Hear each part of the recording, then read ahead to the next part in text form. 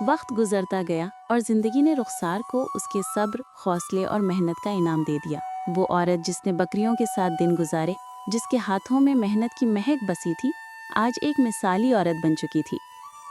رخسار نے اپنے گھر کے ایک کونے سے مدرسہ قائم کیا تھا، جو اب ایک روشنی کا مرکز بن چکا تھا۔ دور دور سے عورتیں اور لڑکے علم حاصل کرنے آتی تھیں۔ لوگ جب رخسار کو دیکھتے تو ادب سے جھک کر کہتے، السلام علیکم مستانی جی۔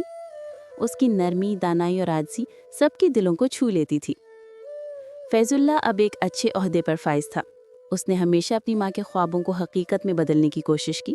وہ فخر سے کہتا، میں آج جو بھی ہوں اپنی ماں کی تربیت کی وجہ سے ہوں۔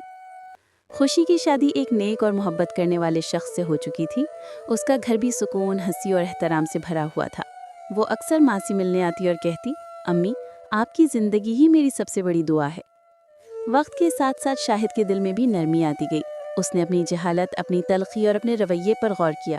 ایک دن وہ رخسار کے سامنے آ کر آنکھوں میں آنسو لیے بولا، رخسار، میں نے زندگی بھر تمہیں آزمایا، لیکن تم نے کبھی ہار نہیں مانی۔ مجھے معاف کر دو۔ رخسار کے لبوں پر مسکراہٹ تھی۔ اس نے کہا، شاہد، جو ماضی تھا وہ ختم ہو گیا۔ اب ہمارا آج بہت خوبصورت ہے۔ گھر میں ہنسی کی گونج تھی، مدرسے میں قرآن کی تلاوت کی آواز اور رخسار کے دل میں سکون و شکر کا سمندر۔ یوں زندگی کے تمام دکھ خوشیوں میں بدل گئے۔